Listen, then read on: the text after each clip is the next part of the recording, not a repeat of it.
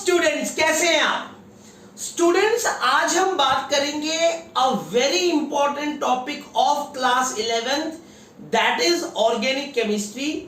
और ये जो टॉपिक है ये one of the most important topic है 11th एंड 12th दोनों के लिए।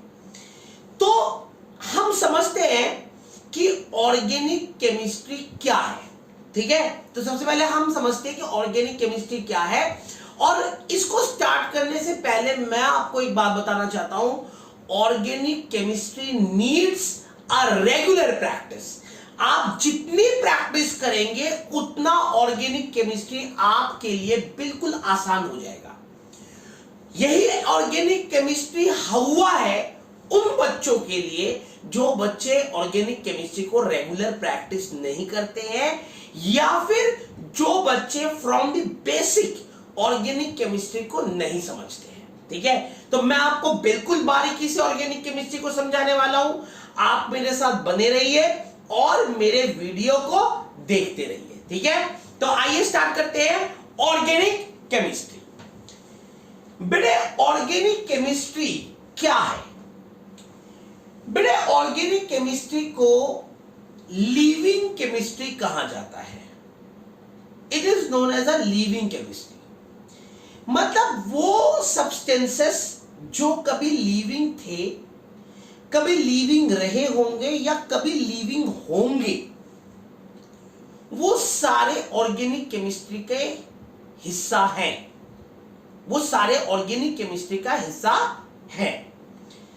कहने का मतलब है कि जब ऑर्गेनिक केमिस्ट्री के कॉन्सेप्ट को समझा गया, समझने की कोशिश की गई, तो शुरुआती दिनों में यह बोला गया कि वो सब्सटेंसेस जो कभी लिविंग रहे होंगे, कभी लिविंग है या कभी लिविंग होंगे, वो सब ऑर्गेनिक केमिस्ट्री का हिस्सा है।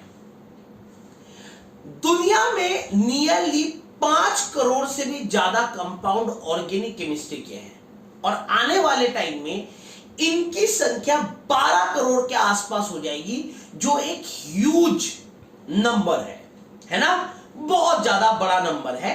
तो सवाल ये उठा कि इतने सारे कंपाउंड बने कैसे, इतने सारे कंपाउंड दुनिया में डेवलप हुए कैसे, कौन सा ऐसा कारण है जिसकी वजह से इतने सारे कंपाउंड्स बने, है ना।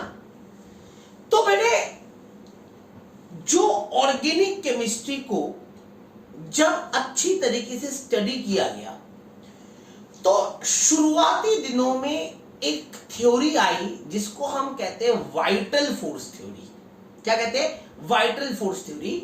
और इस थ्योरी ने कहा कि बेसिकली ये थ्योरी थोड़ा सा, आप ये कह सकते हो, थोड़ा सा कंट्रोवर्शियल थ्योरी थी, और इसके अंदर सुपरस्टिशियस पार्ट, सुपरस्टिशियस सोच, थिंकिंग ज्यादा थी। तो इन्होंने कहा कि वाइटल फोर्स थ्योरी ने कहा कि दुनिया में एक सुपरनैचुरल फोर्स है, जिन फोर्सेस के तहत बहुत सारे कार्बन एटम्स एक दूसरे से जुड़े हुए हैं, और जिनकी वजह से दुनिया में इतने सारे कंपाउंड्स बन रहे हैं। यह था वाइटल फोर्स थ्योरी। बेसिकली इस थ्योरी ने सब कुछ भगवान के हवाले कर दिया कि भाई जो ये ऑर्गेनिक कंपाउंड्स हैं, जो ये लिविंग कंपाउंड्स हैं, इनको सबको भगवान ने बनाया है। कहने का सीधा मतलब यही था कि एक सुपर नेचुरल फोर्स है जिसने बहुत सारे कार्बन्स को आपस में बाइंड कर रखा है, और इसकी वजह से long long chain of carbon बन रहा है, और यही कारण है कि इतने सारे ऑर्गेनिक कंपाउंड्स बन रहे हैं। सीधी सी बात है। लेकिन जब स्टडी किया गया, जब ऑर्गेनिक केमिस्ट्री को स्टडी किया गया, तो ऑर्गेनिक केमिस्ट्री को स्टडी करते वक्त एक लेबोरेटरी में एक गलती हो गई। लेबोरेटरी में एक साइंटिस्ट से एक गलती हो गई, और उस गलती के कारण यूरिया डेवलप हुआ। अब यूरिया एक ऑर्गेनिक कंपाउंड था जो एक नॉन लिविंग कंपाउंड से बनता है। यानी जो कॉन्सेप्ट पहले था कि ये जो ऑर्गेनिक कंपाउंड है इनको बनाने के पीछे भगवान का हाथ है, सुपर नेचुरल फोर्सेस है, ये कॉन्सेप्ट पूरी तरीके से गलत हो गया। ये कॉन्सेप्ट पूरी तरीके से फेल हो गया कि लिविंग कंपाउंड से लिविंग कंपाउंड्स को बना सकता है। ये कॉन्सेप्ट पूरी तरीके से फेल हो गया। यूरिया जैसे ही दुनिया में डेवलप हुआ, यूरिया के इन्वेंशन के साथ एक नई थ्योरी आई कि a non living substance can give rise to a living substance. ठीक है, means inorganic substances can give rise to a organic substance. ये थ्योरी आ गई यूरिया के इन्वेंशन के साथ, क्योंकि यूरिया जिन कंपाउंड से बनता है वो सारे इनऑर्गेनिक है, नॉन लिविंग है, जबकि यूरिया जो है वो ऑर्गेनिक सब्सटेंस है। Is it clear? तो अब सवाल वहीं का वहीं आके खड़ा हो गया कि what is organic chemistry. Organic chemistry है क्या? तो मैं आपको बताऊं कि ऑर्गेनिक केमिस्ट्री क्या है। एक नया कॉन्सेप्ट ऑर्गेनिक केमिस्ट्री को लेके दिया गया। It is a branch of chemistry which deals with carbon, hydrogen, oxygen, nitrogen and their derivatives।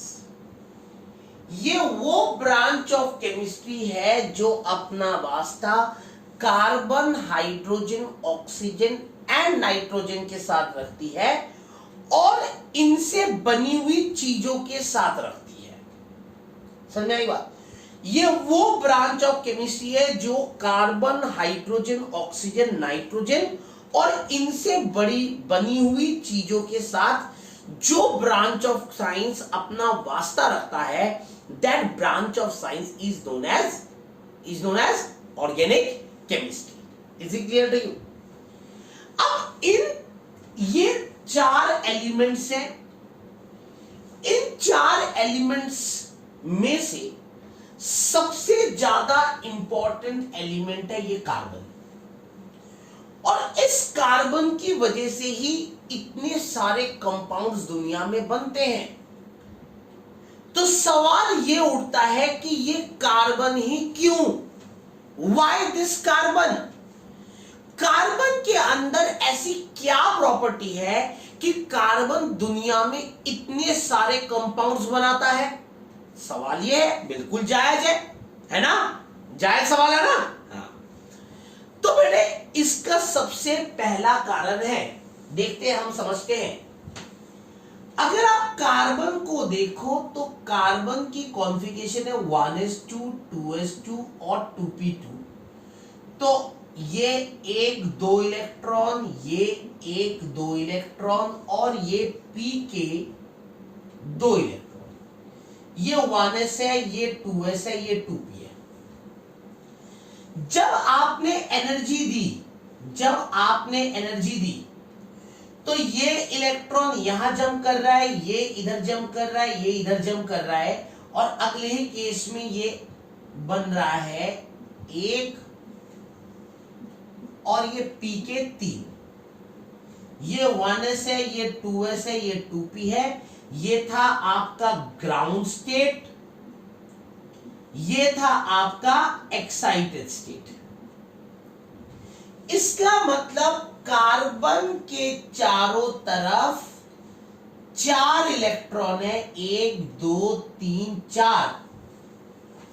और क्योंकि ये 2s भी हाफ फिल्ड है, ये 2p भी हाफ फिल्ड है, तो ऐसे केस में कार्बन अपना इलेक्ट्रॉन किसी को देता नहीं है, बल्कि कार्बन मैक्सिमम शेयरिंग में जाता है और मैक्सिमम कोवेलेंट बॉन्ड्स बनाता है।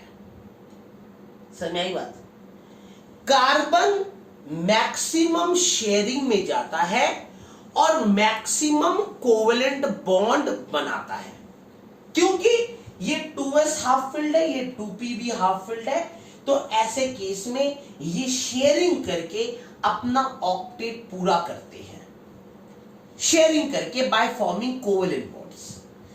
तो इसे कहते हैं, ये जो पहला पॉइंट आप देख रहे हो that is tetravalency of carbon, यानी कार्बन के चारों तरफ 4 इलेक्ट्रॉन, 1 2 3 4। इसका मतलब कार्बन अपने चारों तरफ 4 बॉन्ड बना सकता है, न 4 से ज्यादा बना सकता है, न 4 से कम बना सकता है। मतलब कार्बन अपने चारों तरफ 4 ही बॉन्ड बना सकता है, ना 4 से ज्यादा बना सकता है, ना 4 से कम बना सकता है। समझ में आई बात? तो ये सबसे पहली बात है कि कार्बन अपने चारों तरफ 4 कोवेलेंट बॉन्ड्स बना सकता है। याद रखना, बहुत इंपॉर्टेंट कॉन्सेप्ट है बेटे, ऑर्गेनिक केमिस्ट्री का जड़ है ये, जड़। सुनने में बहुत इजी लगता है, बचपन से पढ़ते हुए आए हैं, कार्बन के चारों तरफ 4 bonds, tetravalency of carbon. Carbon के चारों तरफ 4 बॉन्ड, बच्चे यूं सोच रहे थे कार्बन के चारों तरफ 4 बॉन्ड, इसमें बड़ी बात क्या है यार, ये तो हमें पता ही है। लेकिन मैं आपको बताऊं, ये जो पार्ट जिस बच्चे ने अपने दिमाग में डाल ली, इस बात को समझ गया,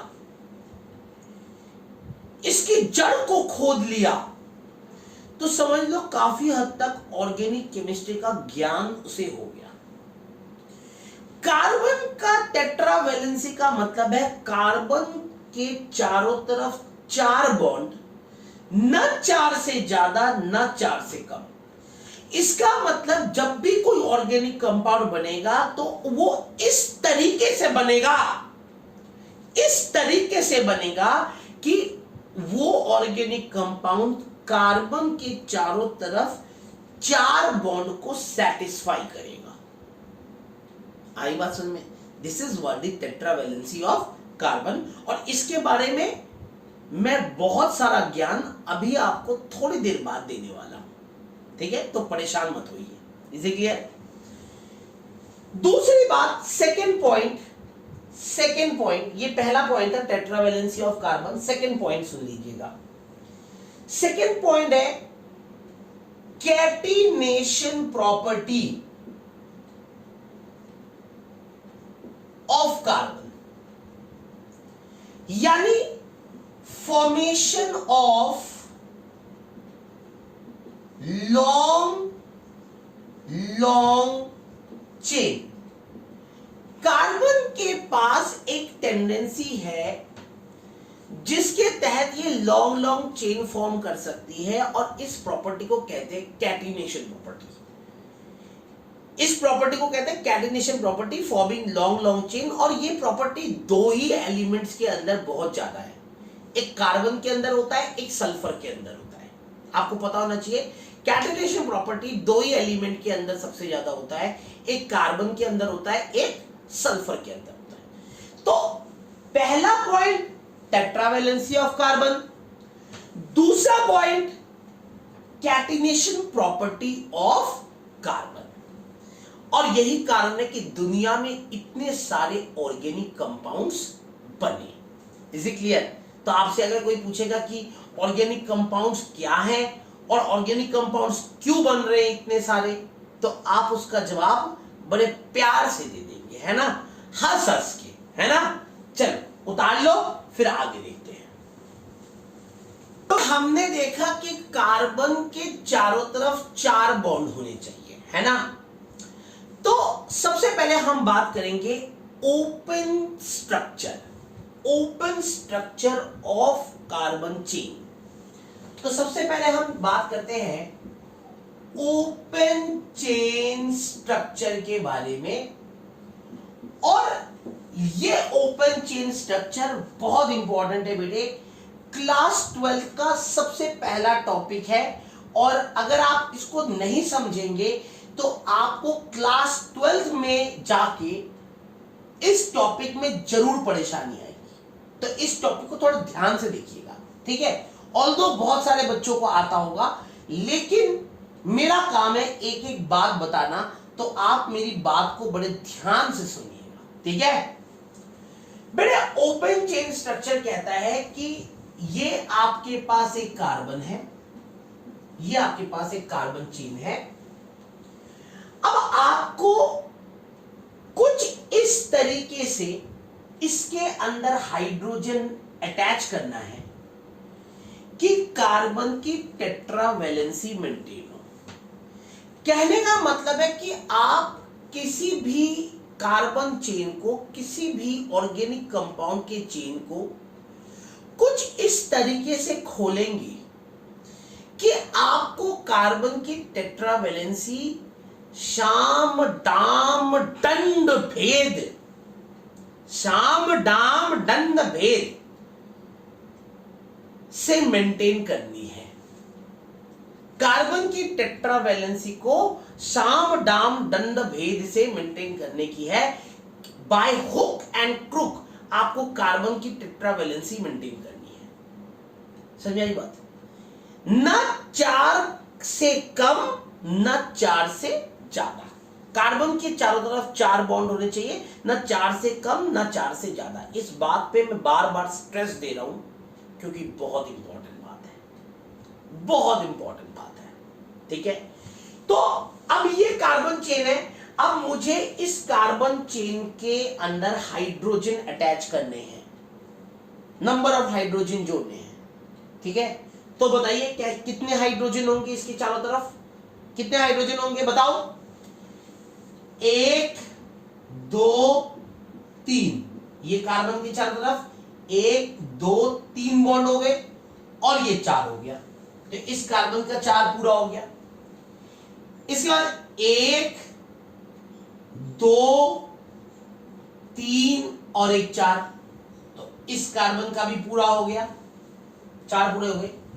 फिर 1, ये 1 है, 1 2 3 और 1 4, तो इस कार्बन का भी पूरा हो गया।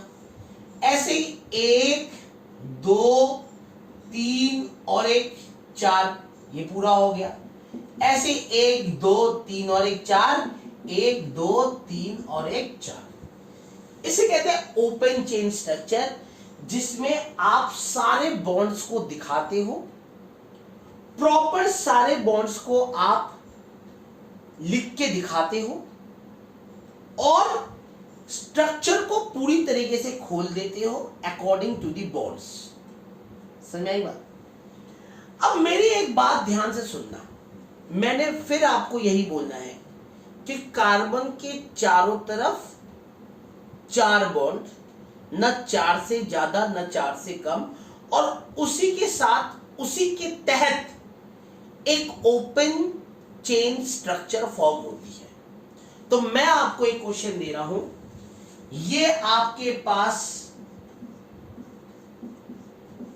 कार्बन चेन है, ये आपके पास कार्बन चेन है। बताइए इस कार्बन चेन में कितने हाइड्रोजन आप अटैच करेंगे?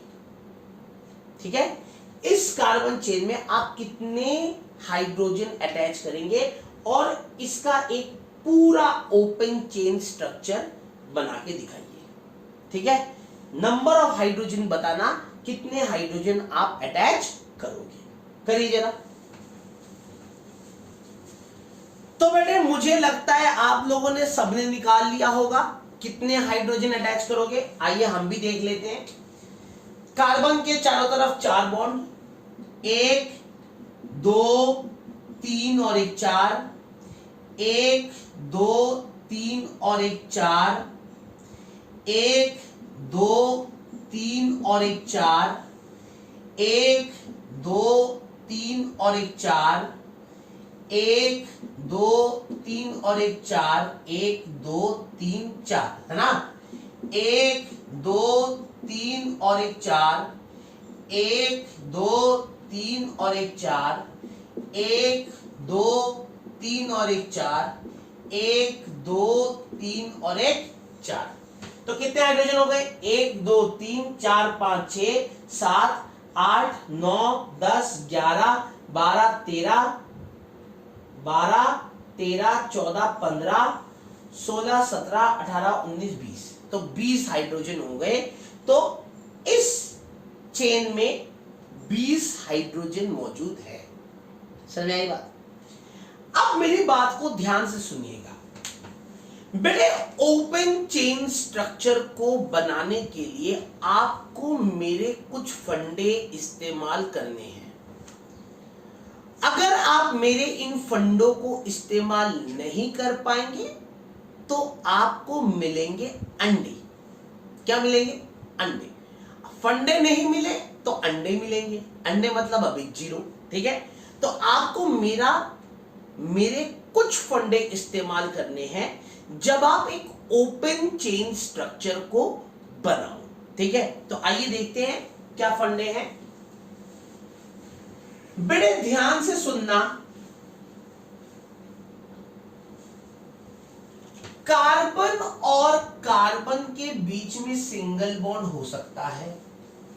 हमेशा ध्यान रखना, कार्बन और कार्बन के बीच में सिंगल बॉन्ड भी हो सकता है। कार्बन और कार्बन के बीच में डबल बॉन्ड भी हो सकता है। कार्बन और कार्बन के बीच में ट्रिपल बॉन्ड भी हो सकता है। बेटे कार्बन और ऑक्सीजन के बीच में हमेशा डबल बॉन्ड होता है। अगर इस ऑक्सीजन के साथ कोई भी सब्सटेंस अटैच हो, कोई भी सब्सटेंस, कोई भी एलिमेंट्स इस ऑक्सीजन के साथ अटैच हो तो फिर कार्बन और ऑक्सीजन के बीच में सिंगल बॉन्ड हो जाता है। कौन सा बॉन्ड हो जाता है? Single bond. वैसे कार्बन और ऑक्सीजन के बीच में डबल बॉन्ड होता है अगर इस ऑक्सीजन के साथ कोई और ना जुड़ा हो, कोई और ना जुड़ा हो। लेकिन अगर इस ऑक्सीजन के साथ कोई और जुड़ा हुआ है तो कार्बन और ऑक्सीजन के बीच में क्या हो जाएगा? सिंगल बॉन्ड हो जाएगा। ठीक है। कार्बन और नाइट्रोजन के बीच में ट्रिपल बॉन्ड होता है। ठीक है। कार्बन और नाइट्रोजन के बीच में डबल बॉन्ड हो सकता है अगर कोई और एलिमेंट नाइट्रोजन के साथ जुड़ा हुआ है। और कार्बन और नाइट्रोजन के बीच में सिंगल बॉन्ड होता है अगर कोई दो एलिमेंट नाइट्रोजन के साथ जुड़ा हुआ है, दो एलिमेंट जुड़ा हुआ है, या नाइट्रोजन ने किसी और के साथ दो बॉन्ड बना रखे हैं। या तो नाइट्रोजन के साथ दो एलिमेंट जुड़ा हुआ है या नाइट्रोजन के साथ नाइट्रोजन ने किसी और के साथ डबल बॉन्ड की फॉर्मेशन कर रखी है। तो ऐसे केस में कार्बन और नाइट्रोजन के बीच में क्या होगा? सिंगल बॉन्ड होगा। ठीक है। ऑक्सीजन और हाइड्रोजन के बीच में हमेशा सिंगल बॉन्ड। हाइड्रोजन और हेलोजन के बीच में, ये हेलोजन है, ये क्या है? हेलोजेंस। इन्हें क्या कहते हैं? हेलोजेंस। याद रखना, हेलोजेंस आपके होते हैं, आपको पता ही है। फिर भी नहीं पता तो मैं तो ये मान के चलूंगा कि मेरे पास जितने बच्चे पढ़ने आ रहे हैं उनको कुछ नहीं पता, मैं तो लेमैन समझूंगा ना उनको। ठीक है। तो ये जो X होता है ये हेलोजन होता है, that is fluorine, chlorine, bromine and iodine. तो हाइड्रोजन जब हेलोजन के साथ बॉन्ड बनाएगा तो वो हमेशा सिंगल बॉन्ड बनाएगा। ठीक है नहीं। ऑक्सीजन जब हेलोजन के साथ बॉन्ड बनाएगा तो वो सिंगल बॉन्ड बनाएगा। ठीक है। अगर कार्बन हेलोजन के साथ बॉन्ड बनाएगा तो भी वो सिंगल बॉन्ड होगा। कार्बन अगर हेलोजन के साथ बॉन्ड बनाता है तो वो सिंगल बॉन्ड होगा। कार्बन और हाइड्रोजन के बीच में हमेशा सिंगल बॉन्ड होगा। कार्बन और हाइड्रोजन हमेशा सिंगल बॉन्ड के तहत एक दूसरे से जुड़ते हैं। नाइट्रोजन और ऑक्सीजन हमेशा डबल बॉन्ड के तहत जुड़ते हैं। नाइट्रोजन और ऑक्सीजन के बीच में सिंगल बॉन्ड भी होता है। ऐसा नहीं है कि नाइट्रोजन और ऑक्सीजन के बीच में सिंगल बॉन्ड नहीं होता। नाइट्रोजन और ऑक्सीजन के बीच में भी सिंगल बॉन्ड होता है, लेकिन ज्यादातर केस में वो डेटिव बॉन्ड होता है। कौन सा बॉन्ड होता है? Dative bond, coordinate bond. तो नाइट्रोजन और ऑक्सीजन के बीच में सिंगल बॉन्ड भी होता है, सिंगल बॉन्ड भी पाया जाता है, लेकिन ज्यादातर केस में वो डेटिव बॉन्ड होता है। वैसे हमारे ऑर्गेनिक केमिस्ट्री में डेटिव बॉन्ड का कोई यूज नहीं है, ठीक है। कोऑर्डिनेट बॉन्ड का ऑर्गेनिक केमिस्ट्री में कोई यूज नहीं है, ठीक है। नाइट्रोजन और हाइड्रोजन के बीच में हमेशा सिंगल बॉन्ड होगा, याद रखना। नाइट्रोजन और हाइड्रोजन के बीच में हमेशा क्या होगा? सिंगल बॉन्ड होगा, ठीक है। Is it clear to you? अच्छा, कार्बन और सल्फर के बीच में हमेशा डबल बॉन्ड होगा। कार्बन और सल्फर के बीच में हमेशा डबल बॉन्ड होगा। अगर इस सल्फर के साथ कोई और है, कोई भी और एलिमेंट है, तो कार्बन और सल्फर के बीच में सिंगल बॉन्ड हो जाएगा। क्या हो जाएगा? कार्बन और सल्फर के बीच में सिंगल बॉन्ड हो जाएगा। Is it clear to you? ये बात क्लियर है? ये बात आपके अच्छी तरह से समझ में आ गई? आपको मैंने सारी बातें बता दी, ठीक है। इन बातों का ध्यान रख के आपको किसी भी कार्बन चेन को खोलना है, किसी भी ऑर्गेनिक कंपाउंड का ओपन स्ट्रक्चर को बनाना है, ओपन चेन स्ट्रक्चर को बनाना है, ठीक है। उतार लीजिए, यही ऑर्गेनिक का बेस है, उतार लीजिए। बेटे अब हम बात करते हैं प्रोजेक्शंस के बारे में। किसके बारे में? प्रोजेक्शंस के बारे में। तो हम बात करते हैं प्रोजेक्शंस। बेटे प्रोजेक्शंस क्या है? ये एक तरीका है किसी भी ऑर्गेनिक कंपाउंड को 2D में या 3D में रिप्रेजेंट करने का। आपके पास एक ऑर्गेनिक कंपाउंड है, मान लो ये CH4, ये आपके पास एक ऑर्गेनिक कंपाउंड है। अब लिखने में तो हमने बोर्ड पे इसका ये स्ट्रक्चर बना दिया, अगड़म बगड़म ये स्ट्रक्चर बना दिया, ये अगड़म बगड़म स्ट्रक्चर है, मतलब यूं ही रिप्रेजेंट कर दिया, ओपन चेन स्ट्रक्चर बना दिया, ठीक है। लेकिन क्या ये कंपाउंड 3D में भी ऐसा ही लगता है क्या? क्या ये कंपाउंड 3D में भी ऐसा ही दिखता है क्या? बेटे बिल्कुल नहीं। ये कंपाउंड 3D में ऐसा नहीं दिखता, ठीक है। तो इस कंपाउंड को 3D में या 2D में रिप्रेजेंट करने का तरीका क्या है? हम कैसे इस कंपाउंड को 3D में या 2D में रिप्रेजेंट करेंगे? That is what the projection is. समझ आई बात? तो बेसिकली ये CH4 है, इसको 2D में रिप्रेजेंट करने के लिए, 2D में रिप्रेजेंट करने के लिए एक तरीका आया, that is known as Fischer projection. 2D में किसी भी ऑर्गेनिक कंपाउंड को रिप्रेजेंट करने के लिए एक तरीका आया नोन एज फिशर प्रोजेक्शन। और फिशर प्रोजेक्शन के तहत क्या हुआ, इस CH4 को हमने ऐसे लिखा, देखो ऐसे,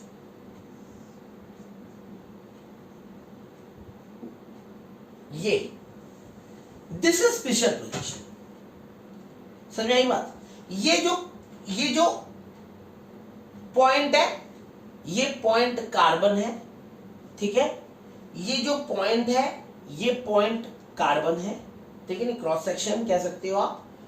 और बाकी ये पॉइंट में हाइड्रोजन है, इस पॉइंट पे हाइड्रोजन है, इस पॉइंट पे हाइड्रोजन है, इस पॉइंट पे हाइड्रोजन है।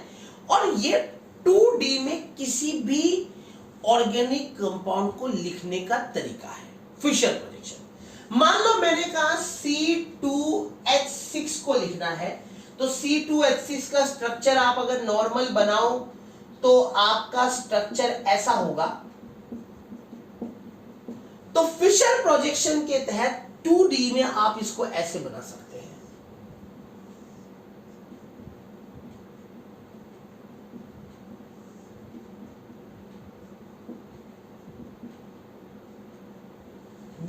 As the Fischer projection. तो ये फिशर प्रोजेक्शन क्या है?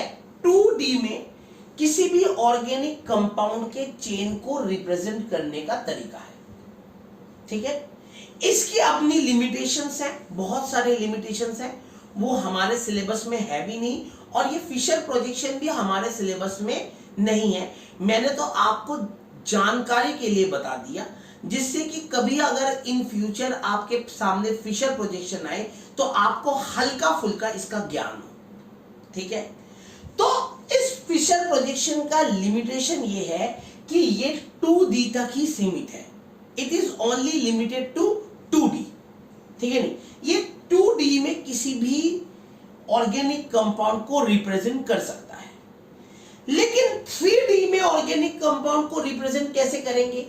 3D में ऑर्गेनिक कंपाउंड को रिप्रेजेंट कैसे करेंगे? तो आइए देखते हैं। तो उतार लिया होगा आपने, बिल्कुल।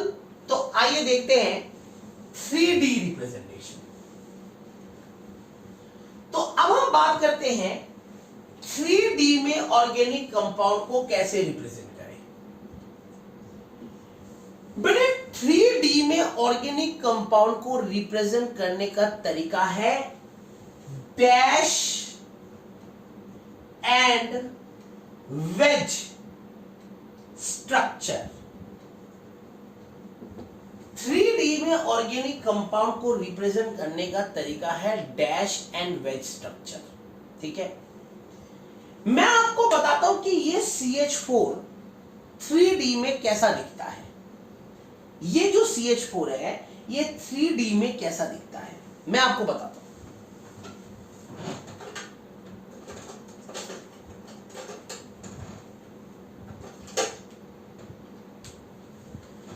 बेटे जी ये CH4 3D में कुछ ऐसा दिखता है, देखिएगा। ये this is the structure of CH4 in 3D। देख रहे हो, ये देखो, ये स्ट्रक्चर है CH4 का 3D में। ये कार्बन है, ये हाइड्रोजन है, ये हाइड्रोजन है, ये हाइड्रोजन है, ये हाइड्रोजन है, टेट्राहेड्रल स्ट्रक्चर है। अब नेचुरली ये एक प्लेन है, दिस इज अ प्लेन। इस प्लेन में मैं इस 3D स्ट्रक्चर को इतनी अच्छी तरीके से डिस्क्राइब नहीं कर सकता हूं, क्योंकि एक आगे है, एक पीछे है, एक बीच में है। देख रहे हो, एक आगे है, ये आगे है, ये पीछे है, ये बीच में है। तो इस प्लेन में, ये जो प्लेन है, ये जो बोर्ड हमारा प्लेन है, इस प्लेन में इस 3D स्ट्रक्चर को रिप्रेजेंट करने का तरीका हमारे पास नहीं है। तो इसको समझाने के लिए, इस प्लेन में इस 3D स्ट्रक्चर को समझाने के लिए डैश एंड वेज स्ट्रक्चर आया। एंड डैश एंड वेज क्या है मैं आपको बता देता हूं, ध्यान से सुनिएगा। डैश एंड वेज क्या है? Dash, this is your dash, ये आपका डैश है, और दिस इज योर वेज, ये आपका वेज है। ये आपका डैश है, ये आपका वेज है। ठीक है, डैश का मतलब क्या हुआ? जो भी बॉन्ड हमारी आंखों से दूर हो वो आपका डैश है।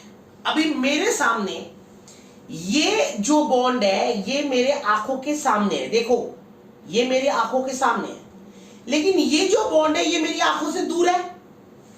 ठीक है, तो ये मेरे लिए, ये वाला जो मेरी आंखों से दूर है वो मेरे लिए हो गया डैश, और जो मेरी आंखों के नजदीक है वो मेरे लिए हो गया वेज। समझ आई बात? फिर मैं रिपीट कर रहा हूं, जो मेरी आंखों से दूर है वो हो गया मेरा डैश, और जो मेरे आंखों के बिल्कुल सामने है, बिल्कुल सामने, वो हो गया वेज। समझ आई बात? तो अब जैसे आपके सामने बता रहा हूं, आप देख रहे हो, अब आपके आंखों के सामने ये है, ये वाला आपकी आंखों के सामने है, तो ये क्या है, ये है वेज, और ये आपकी आंखों से दूर है तो ये है डैश। तो डिपेंड करेगा कि ऑब्जर्वर कहां है, ऑब्जर्वर यहां है या ऑब्जर्वर वहां है। ठीक है, ये डिपेंड करेगा ऑब्जर्वर के ऊपर कि ऑब्जर्वर कहां है, ऑब्जर्वर यहां है या ऑब्जर्वर वहां है। Is it clear? तो जो आपकी आंखों के नजदीक होगा वो होगा वेज, जो आपके आंखों से दूर होगा वो होगा डैश। तो ये कार्बन है, ये हाइड्रोजन है, ये हाइड्रोजन है, ये सिंगल बॉन्ड रिप्रेजेंट करता है बीच का, जो बीच में था। अब आपको पता है ना, ये वाला जो है ये वाला और ये वाला, ये बीच में थे, ये आगे था, ये पीछे था, ये बीच में है। तो ये जो सिंगल बॉन्ड है ये बीच के को रिप्रेजेंट करता है। तुम कुछ और मत समझ बैठना, बीच का मतलब जो बीच का बॉन्ड है, ये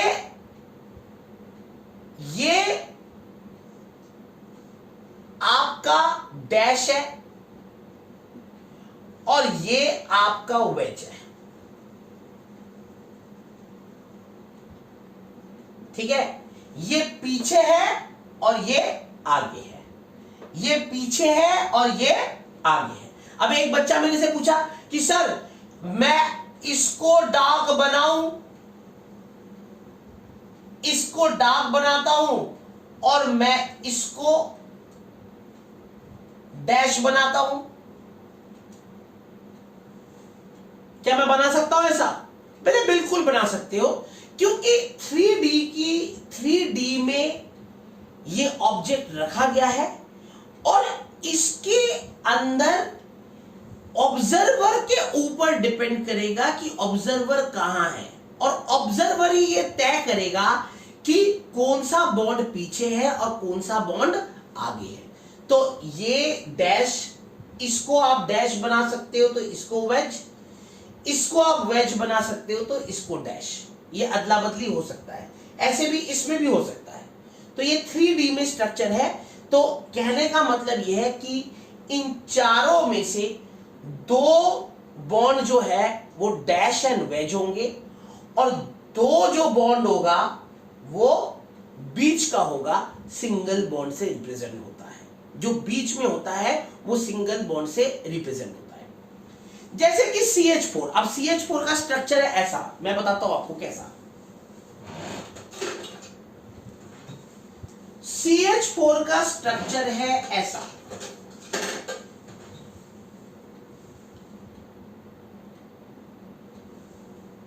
ये देखिए,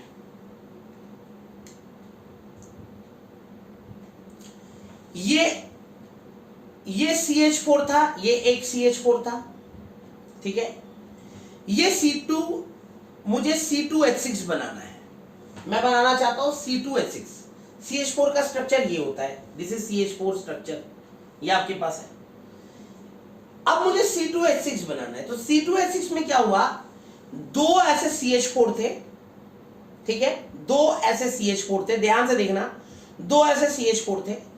यहां पे इस CH4 में यहां पे एक हाइड्रोजन था, इस CH4 में यहां पे एक हाइड्रोजन था, इस पॉइंट पे, यहां पे देखो, इस पॉइंट पे एक हाइड्रोजन था। इन दोनों के हाइड्रोजन निकल गए, इन दोनों के हाइड्रोजन निकल गए, इसके भी हाइड्रोजन निकल गया और इसका भी हाइड्रोजन निकल गया, और दोनों आपस में आके ऐसे जुड़ गए। तो स्ट्रक्चर कैसा बना? स्ट्रक्चर देखो ऐसा बना, देख रहे हो, ये ऐसे देख लो, चाहे तो ऐसे देख लो, चाहे तो ऐसे देख लो, समझ आई बात? तो कहने का मतलब है कि आपको आप अगर देखें तो अगर आप CH4 के स्ट्रक्चर को देखें तो CH4 के अंदर स्ट्रक्चर इस तरीके का बनेगा। ये तो बीच का बॉन्ड है, ये एक सिंगल बॉन्ड H, ये आपका डैश, ये आपका वेज, ऐसे ये आपका सिंगल बॉन्ड, ये आपका डैश और ये आपका वेज। समझ आई बात? इसे कहते हैं डैश एंड वेज स्ट्रक्चर, जिसका बहुत बड़ा यूज क्लास 12th में भी है और बहुत बड़ा यूज हमारे क्लास 11th में भी है। Is it clear to you? कोई डाउट? अच्छी तरह से समझ में आ गया? तो यहीं तक आज की क्लास को हम करते हैं। नेक्स्ट क्लास में हम बात करेंगे बॉन्ड लाइन स्ट्रक्चर के बारे में, ठीक है, ओपन एंड कंडेंस स्ट्रक्चर के बारे में, ठीक है, and how to change a condense structure to open structure and how to change a open structure to condense structure. ठीक है, तो ये बहुत इंपॉर्टेंट है। हम अगली क्लास में condense to open and open to condense दोनों करने वाले हैं, जो क्लास 12 का सबसे इंपॉर्टेंट टॉपिक है। ठीक है, तो मेरे साथ बने रहिए, मेरे साथ लगे रहिए और मेरे चैनल को लाइक करिए, शेयर करिए एंड सब्सक्राइब करिए। Thank you.